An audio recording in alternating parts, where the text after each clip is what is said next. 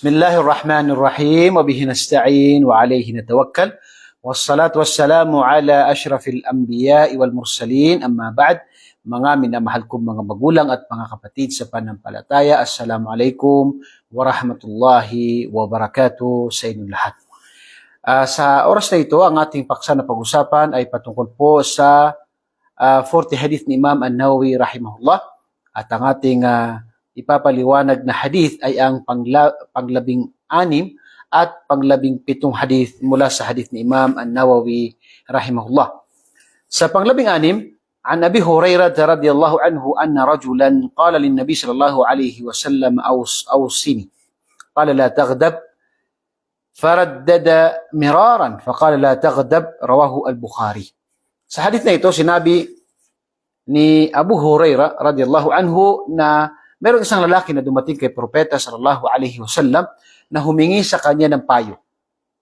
Bilang sa aral na mapupulot natin dito, ang mga sahaba sa panahon ni Propeta sallallahu alaihi wasallam ay kapag sila ay may mga pangangailangan ay pumupunta sila kay Propeta Muhammad sallallahu alaihi wasallam at humihingi sila ng payo mula sa kanya. Ganun din na kanyang sinabi na awsini, payuhan mo ako. At sinabi ni Propeta sallallahu alaihi wasallam, la taghdab, huwag kang magagalit. At ito ay inulit niya ng 3 beses. Dito, ang Propeta sallallahu alaihi wasallam ay tinatanong din siya sa ibang mga panahon, at ang kanyang sagot ay nakadepende sa kung ano ang sitwasyon ng tao na nagtatanong sa kanya. Sa taong ito o sa oras na ito, ang nagtanong sa kanya ay isang lalaki na kung saan ay palagi siyang nagagalit. Dahil yun ang maiintindihan sa hadith, dahil sinabi sa kanya ni Propeta Muhammad sallallahu alaihi wasallam, ang kanyang payo sa taong ito ay huwag kang magagalit, huwag kang magagalit, huwag kang magagalit. Subhanallah, 3 beses na sinabihan ni Propeta Muhammad sallallahu alaihi wasallam ang taong ito na huwag magagalit. Ibig sabihin ba hindi tayo magagalit sa anumang sitwasyon? Mali po. May mga bagay na obligado tayong magalit. Halimbawa kapag kinukutya o inapakan ng ating relihiyon. May mga tao na kung saan ay sinisira niya ang Islam, kailangan po na maramdaman natin na tayo ay nagagalit sa mga tao na ito na sinisira nila ang Islam. Pero kinakailangan po na dumaan sa tamang pamamaraan ang ating pagtatama ng kamalian. Ganon din sa tinatawag na kapag may mga bagay na tulad ng mga mahram ng isang tao, ang kanyang asawa o ang kanyang mga mahram na mga kababaihan ay tinatawag na gumagawa ng lantaran na kasalanan. Katulad sa social media o sa ano pa mga bagay na maaring ito ay lantaran. So dito ay dapat na magkaroon siya ng tinatawag na galit sa gawain na ito na masama.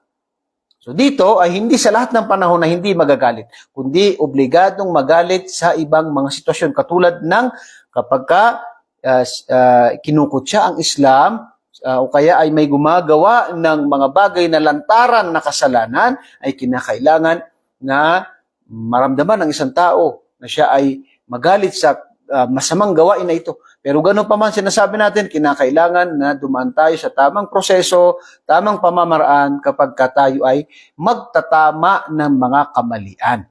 Okay. Pangalawa, sa halip na ito ay la taghdab, huwag kang magagalit. Napakagandang payo sa isang tao o sa maraming mga tao na kung saan sa mga kakaunting bagay ay sila ay nagagalit. Dahil ang sobrang pagkagalit ng isang tao o kaya ay yung kakaunting bagay lamang ay nagagalit ang isang tao ay dahilan ito ng pagkasira ng pamilya, pagkasira ng pamilya, ganoon din yung relasyon ng mag-asawa, mga magkakaibigan. Dahil lamang sa kakaunting bagay ay nagagalit ang isang tao. Ganun din na yung sobrang nagagalit ang isang tao kapag may mga bagay na hindi siya nagustuhan. So dito ay dapat nating maintindihan na ang payo ni Propeta sallallahu alaihi wasallam na huwag magagalit ay sa mga bagay na hindi dapat na tayo ay magalit dito. O kaya mga bagay na kakaunti ay hindi dapat na sobra yung paggagalit natin, o kaya ay sobra-sobra yung reaction natin kapag tayo ay nagagalit. Kaya nga, ang mga nabanggit sa hadith ni Propeta sallallahu alaihi wasallam, kapag nagalit ang isang tao dahil likas na hindi maiwasan ng isang tao minsan, o kadalasan na siya ay magalit, ay yung tinatawag na una ay yung babasahin natin yung A'udhu billahi minasyaitanir rajim. Tayo ay magpakupkup kay Allah mula kay syaitan. So ito ay tinatawag na isa sa mga bagay na sinabi niya na may alam akong bagay na kapag sinabi ng tao na ito ay mawawala ang kanyang galit. At ito yung A'udhu billahi minasyaitanir rajim. Pangalawa na nabanggit sa hadith na kung saan kapag nagalit ang isang tao ay dapat niyang gawin ay siya ay magbago ng sitwasyon mo. Siya ay nakatayo, umupo siya, o kaya ay siya ay humiga para baguhin niya, o kaya umalis siya sa lugar. At yan ang pinakamaina minsan, umalis ka doon sa lugar dahil minsan ay kapag nakapagsalita ka, o kaya ay pag nakikita mo yung tao na kung saan nagalit ka sa kanya, ay nadadagdagan yung galit mo. So dito ay mag-iba ka ng sitwasyon. At kabilang din doon na iwasan mo na makapagsalita, maliban kung kontrolado mo ang sarili mo. Pero kapag hindi, iwasan. Dahil maraming nasirang pamilya dahil sa kapag nagalit ay nagsalita. Si lalaki o si babae. Ganun din siya magkaibigan. Pero kadalasan sa mga mag-asawa, kapag nagalit ay hindi pinipigilan ang bunganga. At dahil dito ay nakakapagsalita ng hindi maganda ng mga salita na nagiging dahilan ng pagkasira ng kanilang pamilya. Ganun din sa mga magkakaibigan. Kaya kapag nagalit ang isang tao at alam niya na hindi niya makontrol ang kanyang sarili, ganun din ang kanyang pananalita, ay umiwas na siya ay makapagsalita. Yan ay kabilang sa mga nabanggit. Merong isang nabanggit ni Sheikh Uthman al-Khamis na mahinang hadith na kung saan ay kapag nagalit ay magsagawa ng hudu, ito ay mahinang hadith. Pero ayon sa kanya ay maaaring minsan ay sinasabuhay ito pero hindi siya tinatawag na yung hadith ay hindi gaano kalakas yung hadith. So dito ay napakagandang payo ni Propeta Muhammad sallallahu alaihi wasallam sa bawat isa sa atin na huwag magagalit. Yung sobrang galit at saka yung maliit na bagay ay huwag gawin yung maliit na bagay ay nagagalit na agad. O kaya pag nagalit ay sobrang pumuputok ang tao at nagsasalita at ano pang mga nagwawala. So dahil dito ay payo po yan ni Propeta sallallahu alaihi wasallam na huwag magagalit. Yan ay isa sa mga gamot para maiwasan ang tinatawag na minsan na magiging dahilan ng pagkakawatak ng pamilya, magkakaibigan dahil sa tinatawag na sobrang pagkagalit. Pang-17 hadith, an Abi Ya'la Shaddad bin Aus radiyallahu ta'ala anhu an Rasulullah sallallahu alayhi wa sallam qala inna Allah kataba al-ihsana ala kulli shay fa idha qataltum fa ahsinu al-qitla wa idha dabahtum fa ahsinu al-dhibha wal yuhidda ahadukum shafratahu wal yurih dhabihatahu rawahu Muslim. Sa hadith ni Imam Muslim, sinabi ni Propeta sallallahu alayhi wa sallam, Inna Allah kataba al-ihsana ala kulli shay. Katotohanan na si Allah subhanahu wa ta'ala ay nilikha at inubligan niya ang lahat ng bagay. Inna Allah kataba al-ihsan. Katotohanan na inilikha ni Allah subhanahu wa ta'ala ang kataba al-ihsan ala kulli shay. Ang kabutihan, pagiging mabuti sa lahat ng bagay. Subhanallah. Ang Allah subhanahu wa ta'ala ay kanyang itinakda, inubligan niya, ganun din na nilikha niya ang tinatawag na pagiging mabuti sa lahat ng bagay. Yan ay isa sa mga kagandahan ng turo ng Islam na kung saan ang Allah subhanahu wa ta'ala ay itinakda niya ang kabutihan sa lahat ng bagay.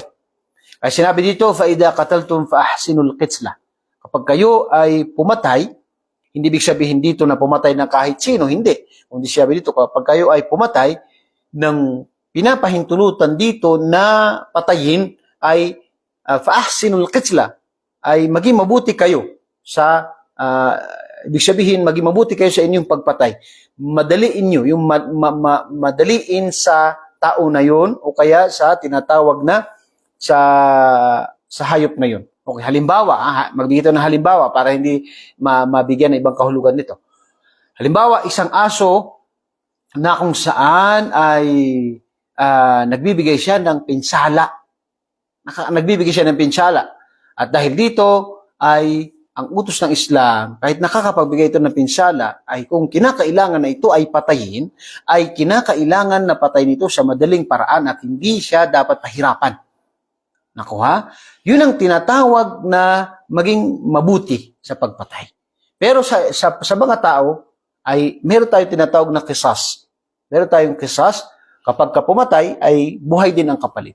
So sa Islam, hindi po pinapahintulutan ng pagpatay sa kahit sino man, maliban sa mga tao na halimbawa tulad ng harbi, yung tao na lantaran ng pagsuway sa Islam at walang kasunduan sa pagitan nila ng Islam at siya ay nanganganib ang mga Muslim sa kanya. So dahil dito ay pinapahintulutan na makipaglaban sa kanya at hindi patayin nang walang kalaban-laban, kundi makipaglaban sa kanya kung nagpapatuloy siya sa kanyang pagsuway, paglaban sa Islam at yung kanyang tinatawag na kapinsalaan sa mga Muslim. So dahil dito ay hindi po ibig sabihin dito kundi sa hadith na ito ay mga tao.